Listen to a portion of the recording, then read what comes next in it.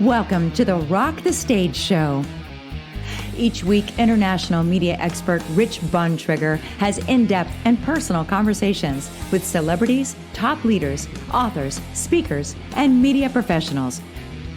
Now, from the Rock the Stage studios, here's your host, the Trigger, Rich Bontrager. Welcome to the Rock the Stage Show. Sunday night, 7 o'clock, we're back once again for another in-depth conversation, always unscripted, but we're going to go a little bit different than where we've gone before. It's back to a topic we've covered before, but we're going to go a little bit deeper and maybe in a direction that might be a little bit uncomfortable for you. But sit back, relax, you're going to learn, and we're going to have a great time tonight. You know, no one likes going to the doctor. No one likes to be sick. No one likes to be hearing the cancer word or any major medical conditions. Part of the reason is we don't want to go to the doctor and have poor medical care. Besides hearing the bad news, we all know poor medical care is going to be tough to get through whatever you have to go through. Growing up in my own family, I had a personal primary doctor. Actually, they were part of the family. It was someone that was biologically connected. We laughed, we joked, I got candy. Going to the doctor was great and the care was always good. But that's not true today anymore. But does it have to be that way? Do we have to settle for poor, subpar care? Do we have to go through medical treatments and just feel like we're another number? My guest tonight believes we don't have to. Tonight, my guest is a former movie studio owner, award-winning television producer, and he went through stage 3 and 4 throat cancer, and he survived. Patient Lee Tomlinson is a man on a mission to reveal, revise, and reverse the deadly crisis caused by rapid disappearance of the healing power of compassion. We're going to dive deeply into compassion tonight. I know we've talked about it before, but we're going to do it in a different direction. Welcome, TEDx presenter, author, Lee Tomlinson. Welcome to Rock the Stage. Hey, thanks, Rich. I'm thrilled to be here. And honest to God, given my medical history, I'm thrilled to be anywhere. So I very much appreciate your having me on the show and me being able to be here. Well, it's taken a while because you're a very busy man. You're speaking, you're traveling, this whole medical thing. You know, as bad as a medical thing you went through, you've turned it into an amazing career to help other people, and you're extremely busy with it. So thanks for taking the time for us. Oh my God, it is my mission in life. I've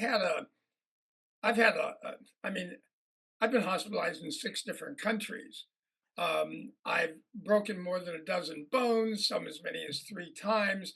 I've had my thumb pulled off. I've had toes amputated. You name it, I've had it happen to me. And then I was diagnosed with stage 3, stage 4 throat cancer. And that made me actually forget about everything else. So, And you had an amazing career. I mean, people in film, television, producing, athletics, you had an amazing career. And then this landed on you. yeah. Was it a surprise, a shock out of left field? How did that happen? Oh my God. So here I am, owner of the famous Culver Studios where they filmed Citizen Kane and a zillion of best movies ever. And I had a sore throat. My eyes were watering and nose was running and all that. And I am admittedly a golf addict. And I'm embarrassed, but I love this game. Anyway, so I qualified for the state championships, but I couldn't see very well and I couldn't breathe. And I thought, I'm not going to be able to play worth crap. So I went to my ENT and she did a bunch of allergy tests and said, Lee, she thought it was hilarious.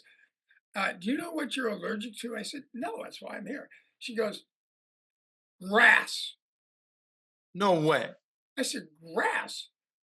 And she thought that was the funniest thing she'd ever heard. My wife thought it was divine intervention to punish me for all those days where I spent golfing instead of being with her. Anyway, she then goes, can I do one more test? No, I got to get back to the studio. She goes, one more, it'll only take a couple minutes, which is never true. Right. I love this woman. Anyway, and it's called an endoscopy. Is that right? where they put the thing up your nose and or is that a Yep. colonoscopy? No, No, endoscopy. colonoscopy is the other way. This Oh, is yes, right, right, right, right. I've Colonoscopy. had those. No. That's right. So she puts this thing up my nose, and it's right next to me. She's looking at the screen, and she goes, "You want to look down your?" No, I've seen my insides in hospital. No. So she's looking around, poking around, and there's a camera in there. And all of a sudden, she goes, like a deep intake of breath. I look at her, and her face has gone pale, and she goes, "Lee, I don't know how to tell you this, but I think you have throat cancer." And I said, "Okay, grass is funny. Yeah. Throat cancer is not. Don't make jokes." She goes, "I'm not joking. I can see the tumor. It's right there at the base of your Didn't tongue." you smoke? Never one, well, never tobacco. Wow. Okay, I lived in the 60s and the 70s. Okay, so, but I was a professional tennis player, world class tennis player. I Right. never smoked in I never have had a cigarette in my life. Never drank, never smoked. Um, Marathon runner, Yes.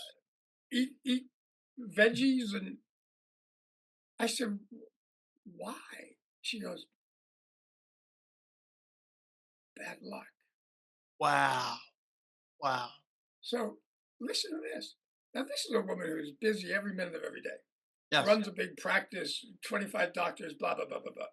She goes, "Tell you what, call your wife." She was across the street at Sony Studios. "Call your wife." She was working. "Get her over here. I'm going to cancel my next 2 hours of appointments. And I'm going to tell you everything you need to know about this." My wife came over. Now, I'm planning my funeral because everybody I know, my mom, my dad, my granny, my grandpa, Oh all yeah. died of cancer. So I'm thinking I'm dead. Who's Yeah. going to deliver my eulogy? And she spends 2 hours answering every question. I had zero. My wife had 9,000. We get up to leave, and at the door, she hands me her business card. Yeah. Well, I've been a patient of yours for 20 years. Why you give me your business card? And I looked at it, and on it, she had written her home phone number. And she said, "Lee, Erica, anytime for anything, you feel free to call me. I am here for you." And then she gave us both a kiss. So, So we're talking about compassion, caring, and the lack of passion and comparing that has grown on more and more. But you're telling a story right now where you had the best. compassion and caring at the highest degree. Yep, yep. And it took me from, okay, I'm dead. Yeah. I got somebody to play the piano, I'm thinking. I got somebody to Yeah. do a great eulogy. Um, But as we left, her kindness, her caring, her sensitivity, her love gave me this much hope, which is 100% more than I had before, we went through this whole 2 hour process. Now, I had 3 months of chemo. I had 36 straight days of radiation to the base of my tongue. I was in excruciating pain, had unlimited amounts of fentanyl to dull the pain. Um, and at the towards very, very end of my treatment, I was hospitalized for an unidentifiable septic infection. Now, I have no immune system. Right. That's what cancer treatment does. Shuts it down and then kills the cells and then blah, blah, blah, blah, blah. So I was more likely to die of the infection than I was of the cancer. And if ever I needed simple human kindness like what I got from my ENT, Oh, it was then. And I got zero. These were the most insensitive, unkind, cruel, mean, ignorant humans on the face of the planet. And here's the deal: when I put my life in your hands, I literally am giving you the most precious thing I own. And yes. when you don't think enough of me to simply be kind, AKA compassion, then I must be the problem and not be worth it. And the world would be a better place without me. And I So decided, your beginning story of great care to really poor care Oh, no, supports the not poor, illustration. horrific, horrific. Yeah, but that supports the study that 50% of people no longer feel medical care is compassionate, caring, Yep. like your first story. You just told us black and white, the good and the bad, the horrendous, and it totally supports what the world feels. How can we fix it? But that's your mission. Your mission is to change this now. Yes.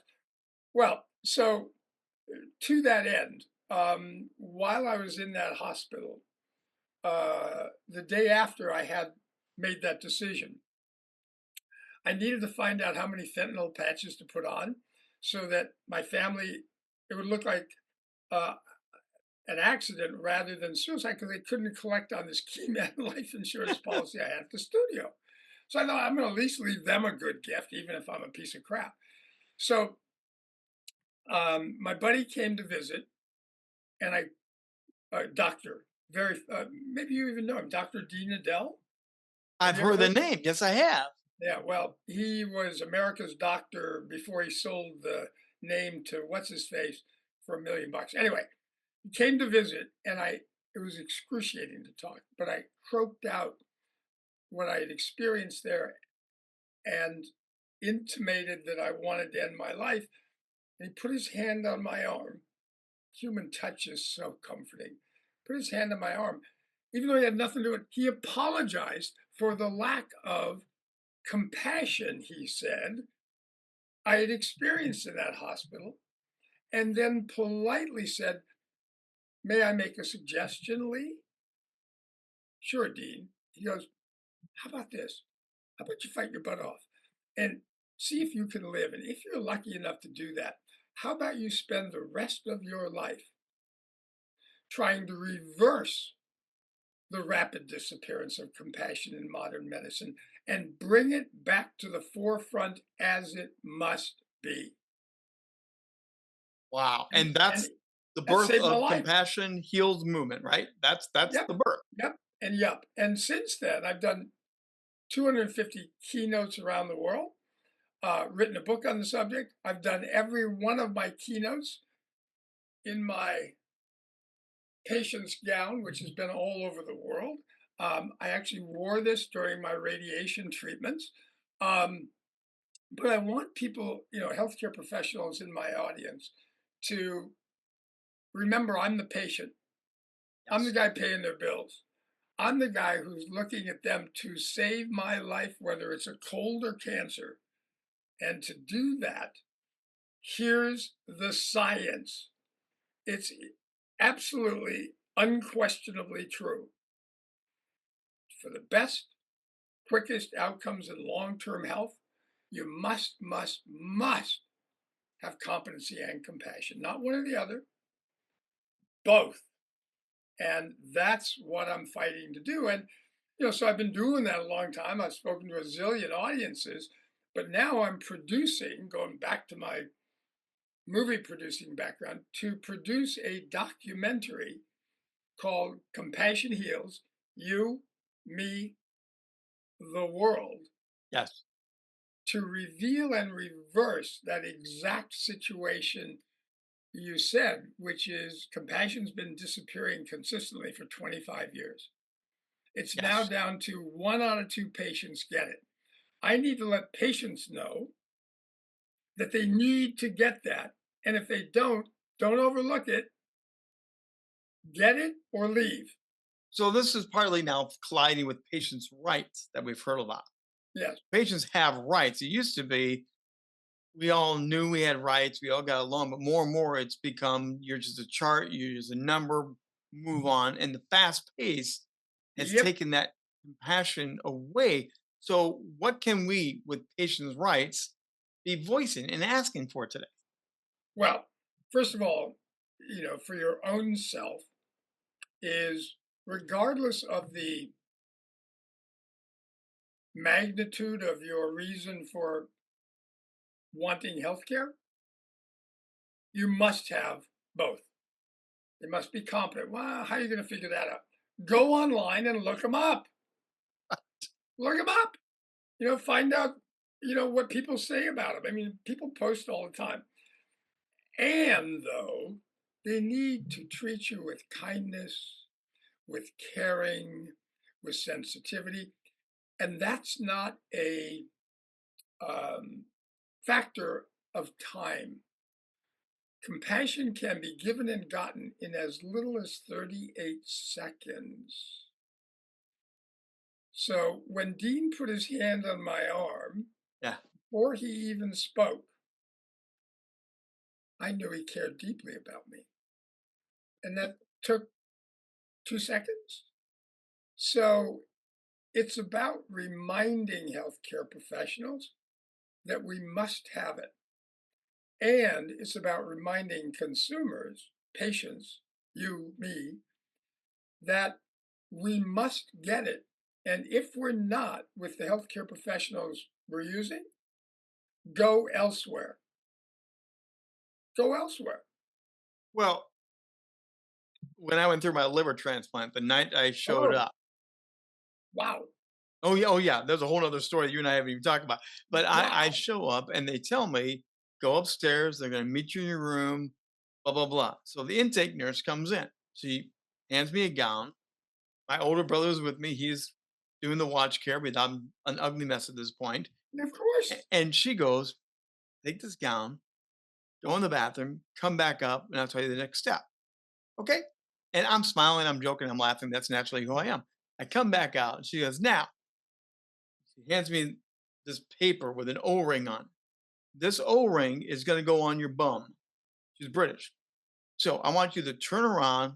I'm going to be very nice, but I'm going to put this on your bum.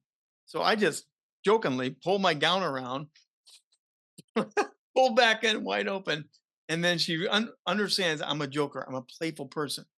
She peels it off and slaps it on there. She Wow. goes, I own your bum. And to me, that was compassion.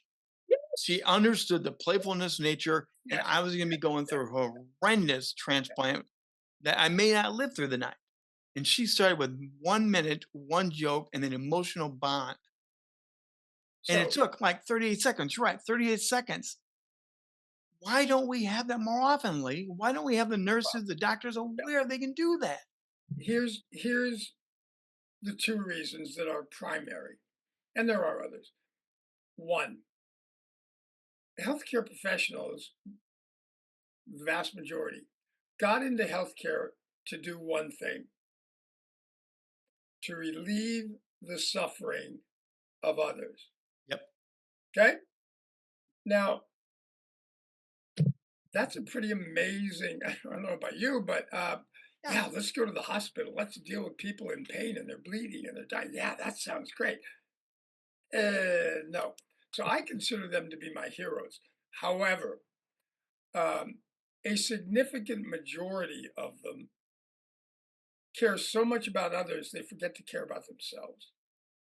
And until every human is treated for whatever ails them in the world, they can't rest. They can't take it easy. They can't give themselves the compassion that they naturally give to their patients and is why they got into medicine in the So first the old story of the cup is if the cup is empty, you have nothing to pour out. You place. have to go fill that cup. And with their long hours, multiple shifts, the Yep. speed and rate, they don't have time to refill their cup. They don't have time to go play golf. No, no. Sadly, they don't. And so what happens is they burn out. And two of the things that happen when you burn out is one, your competency goes down because when you're miserable, it's hard to focus. All right. The other thing is that when you burn out, you make yourself emotionally numb so that you don't have to feel that massive buildup of pain and suffering that you get from giving your heart day after day, hour after hour, month after month. And we've heard about that and we've all experienced that. The numbness of the doctors. It's a shield. They don't want to get close and personal because they have to go home to their own wife and family. So they just keep the shields up. Yeah, and it's not a matter of don't want to. They want to, but they are incapable when they're burned out. They literally are emotionally numb. And when you're numb, you don't feel them, and you've numbed yourself to survive. So it's not because they're bad people. Those people in that hospital weren't horrible people. They were all burned out.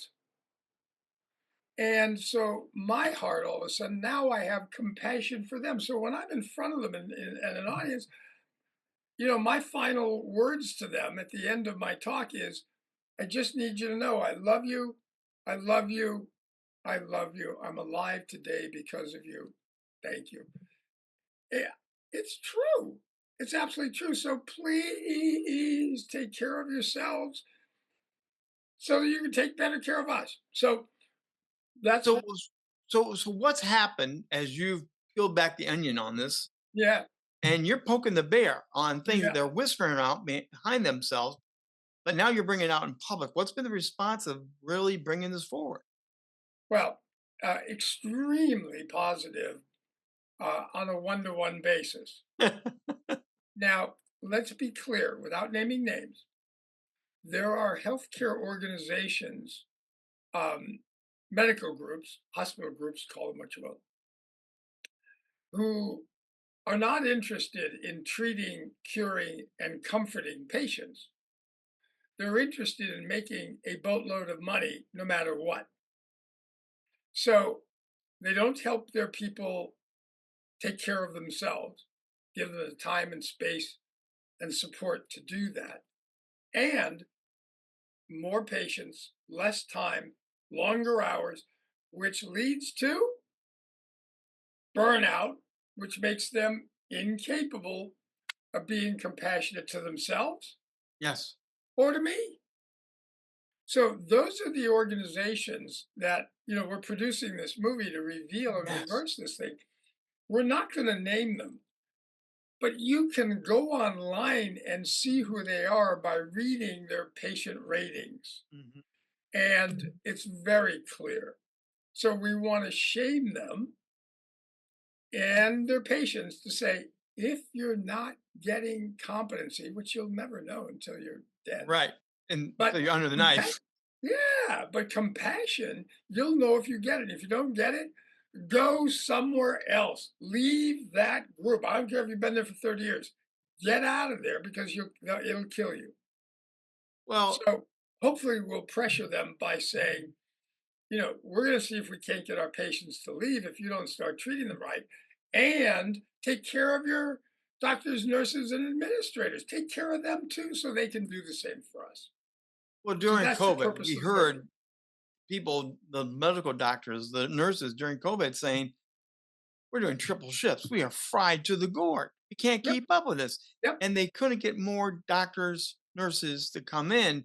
So is that part of the problem too? We have yes, lost the yes, intake of new doctors. yeah. It's in 5 years, actually 4 years now, um, we won't have enough doctors and nurses to treat us.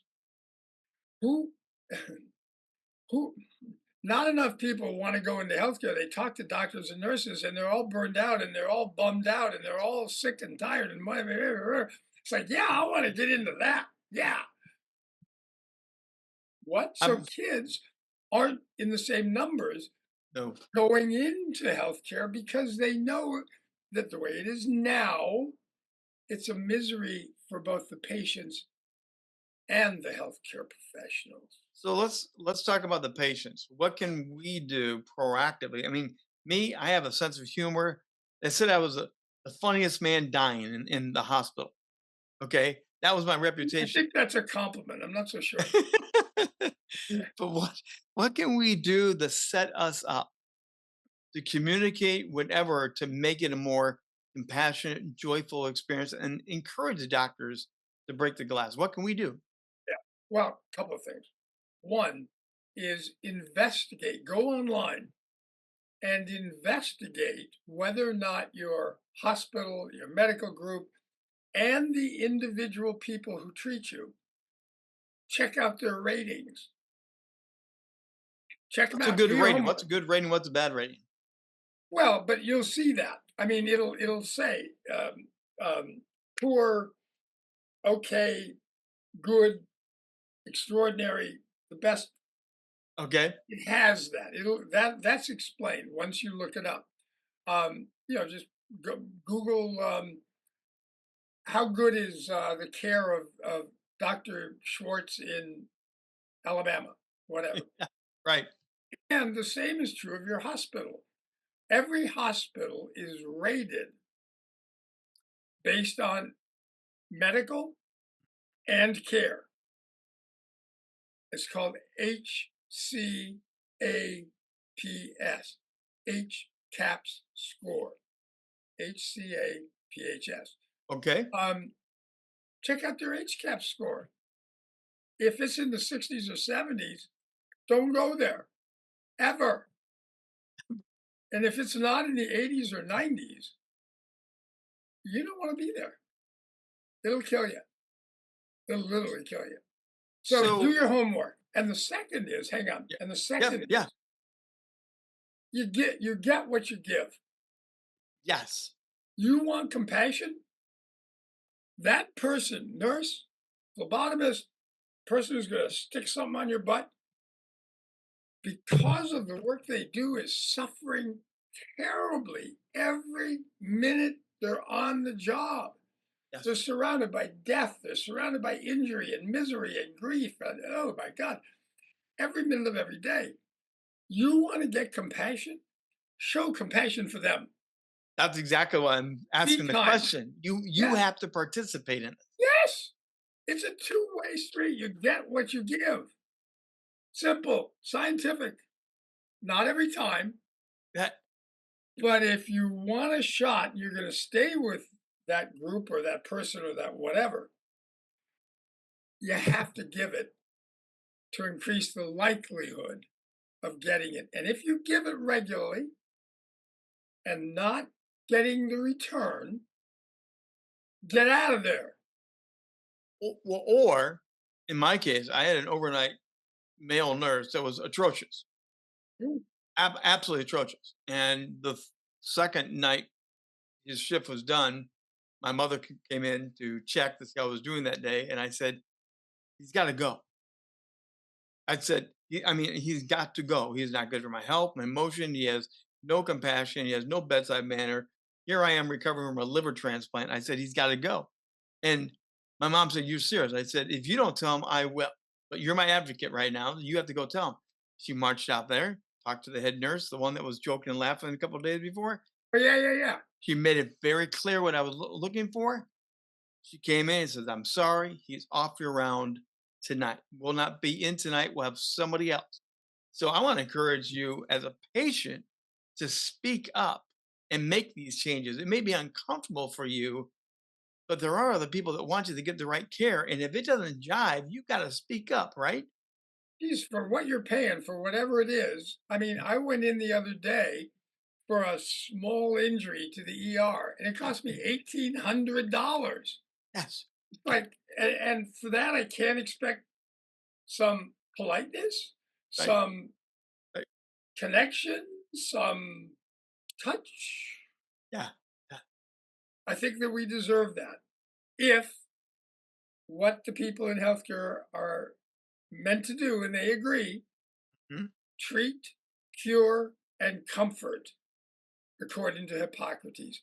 Those are your only three jobs: treat, often; cure, sometimes; comfort, always. Always.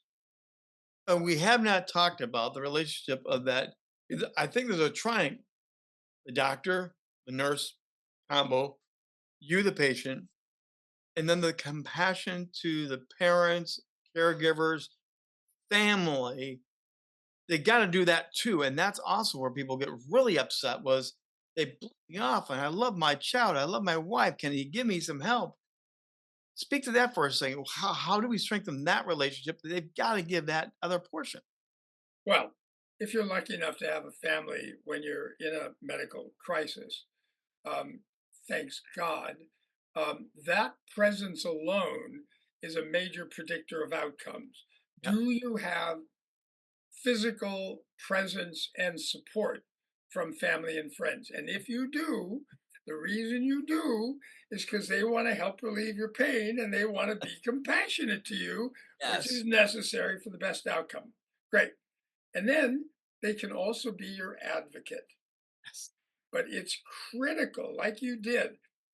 It's scary for a patient because a patient is so vulnerable. During that, you just had a liver frickin' transplant and they can't treat you like a human being. Yeah. That's terrifying. Then to go, excuse me, but you need to. No, but if you have family and friends who can Yes. do it, now do it if you can. If you got the courage and no family and friends, speak up. To, and again, not to that person, get their boss. Yes. You don't Yes. want to talk to your waiter. You want to No. talk to to the manager. And if that doesn't fix it, just get out of there as quickly as you humanly possibly can and never come back. Now, Never. I do want to mention your book. We threw it out there. You have Compassion Heals, Yes. Self Care to Healthcare. From self care to health care. Tell Yep. us about the book. What's the target? Yeah. You know, fill us Yeah. in. It is a summation of my medical life, which is ridiculous, that I'm still alive. But it's a summary of that, looking at it from a perspective of competency and compassion. So it is um, the reality of what I experienced, Mhm. the good parts all the way back, um, globally, um, my cancer treatment, which up until that time in that hospital was as good as a misery could be, the impact of that, and the science of why it's necessary, it's not arguable, it's not something, compassion is not something that you do if you feel like it, what the heck? No, no, no, absolutely mandatory. So it explains the science, it explains my experience, it explains how compassion saved my life and prevented me from ending it and committing suicide. And it's about the work that I'm doing now to reveal and reverse the problem, um, which is now morphed into, because I'm thrilled to be 75, but how many more years do I have to get this message out there?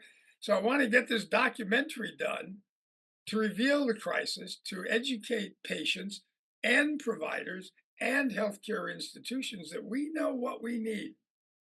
You better give it to us. We're out of here. So, when is the documentary going to be completed, edited, set for release? Do you have any Yeah, target dates? it's going to be, yeah, we got to, target is about a year from right now. Okay. Yeah, we're still in the process.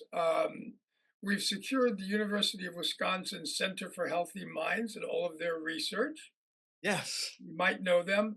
Yes. Extraordinary research Yes. to prove the infinite power of compassion. We've also signed the Global Compassion Coalition, which is over 1 million people committed to bringing more compassion, not only into healthcare, but just to the world. They're helping us get this movie made and putting us in touch with the corporate sponsors we need to fund it and get it out there and shot. So, you call this a crisis. Phew. Can we reverse the crisis? Yes, You're yes. convinced of that? Oh, no, no, no. I'm not convinced. I'm 1,000% sure. Listen, listen. When we were developing as human beings in the cavemen days, we didn't worry about fame and fortune. We just hoped we weren't going to get eaten by a Tyrannosaurus Rex. Okay? Right. So one night, a family looks over to the little group next to them, and one of their kids gets eaten by a Tyrannosaurus, which had just happened to him, to this fellow. So he goes over the next day and says, I noticed, I'm so sorry about your boy, but um, that he got eaten last night. I had the same thing. I tell you what, how about this? How about you go to sleep tonight and I'll watch over you. And then the next night, you let us go to sleep, you watch over us, and we come together. Yes. That is the definition of compassion. Let's work together to minimize or relieve your suffering. We So have there's to do it to survive. It is a crisis. so there's two aspects we haven't touched on quickly here now is you have to be vulnerable to admit you need this, to share that point of pain. You have to be open to saying, Yeah. I can't do this alone. And Yes. that's a hard thing for some people to say, I need help. Yes. And I'm in this moment, I'm weak, I'm stupid, I'm furious because I'm in ridiculous pain. Yes. The answer is I'm not Superman. I'm not. And I wish I was, but I'm not. And it's okay to be vulnerable. We need doctors and nurses to say the same thing. I'm not well. I need help Yes. and get it, or your legacy is how many people did you kill because you were mean, insensitive, and unkind? That's not the legacy you want. That's not why you got into healthcare. So be kind. 45 seconds maximum. So, Lee, we're going to share out your website here. It's going to pop up on the screen, that little QR code. Make sure you scan the code, learn about it. But what are they going to find when they go to your website? Well, they're going to see the my my 10 years since I was diagnosed. They're going to see some revealing of the different topics I speak about, the different audiences. They're going to see my TED Talk. They're going to see a bunch of speaking bits. Um, it's a message that everybody needs to have. Compassion is what brought us together when we were on the verge of extinction in the days of the dinosaurs. It can heal a world that is so now conflicted and fighting and back and Yes. forth. And the only thing that can truly reverse and cure that anger and vitriol and violence is human connection. No joke. Scientifically proven. No joke. It's the only thing that will save us. So now or disaster. It's a choice. It's a choice. Red pill, green pill. Lee, final question for you here today as we wind down for a Sure. great episode. But Thank you. movie studio, producer, that's some of the stuff that we all dream, the big, big, big job. Did you ever think that from the big job to the tragedy, that this passion project would be the biggest thing in your life? Did you ever imagine that? Never in a million, trillion, zillion, how many years? Forget about it. Not a chance in, not a chance in heck. Um, Nothing could, mind you, I was the healthiest guy in the world when I went into my ENT. I owned a $150 million too, building another 150 wards, Living Emmys, the Oscars. Hollywood dream. Yeah. This work that I'm doing right now, I get why doctors and nurses do what they do. When I see, and around my office, when I speak to people and I see that I've touched their hearts, and I see that they've remembered why they got into healthcare, and I've gotten them to take a challenge and be just a little bit more compassionate every day to revive that within them. And they write me a note saying, Lee, you are a healer's healer. That was the most profound compliment I've ever gotten in anything I've ever done in my life.